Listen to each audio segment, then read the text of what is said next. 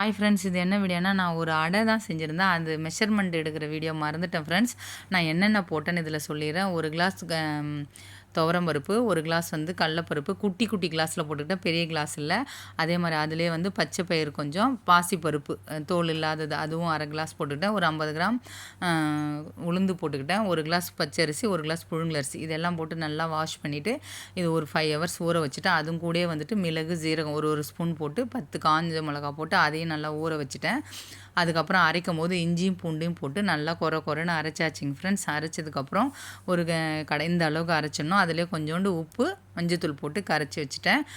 இப்போ வந்து நம்ம தாளிக்கிறது, நம்ம செய்யும் போது தாளிக்கிறோம்.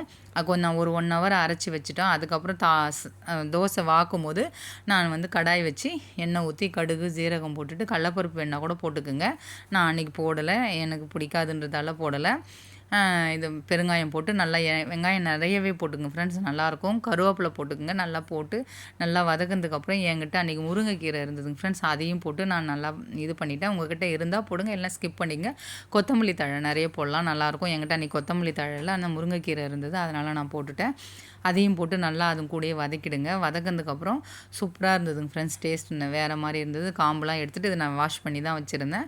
அதுக்கப்புறம் அந்த மாவில் இதை எல்லாத்தையும் கொட்டிடுங்க. இன்னும் கூட வெங்காயம் போடலாம். நான் வந்து அன்றைக்கி கம்மியாக தான் போட்டிருந்தேன். அதுக்கப்புறம் நான் வெங்காயம் நிறைய போட்டு செஞ்சேன். ஏன்னா பாப்பா ஸ்கூல் லஞ்ச் எடுத்துகிட்டு போனாங்க. சூப்பராக இருந்தது. எனக்கு டைம் இல்லைன்னு சொல்லிட்டு கடகடன்னு சீக்கிரம் செஞ்சேன். இது வந்து இதை போட்டு நல்லா மிக்ஸ் பண்ணிவிடுங்க ஃப்ரெண்ட்ஸ். மிக்ஸ் பண்ணதுக்கப்புறம் ஒரு தோசை தவா வச்சு நம்ம வந்து கொஞ்சம் திக்காக வேணாலும் ஊற்றிங்க. நான் கொஞ்சம் மெலிசாக தான் ஊற்றினேன். பாப்பா எனக்கு மெலிசா வேணும்னு கேட்டாங்க.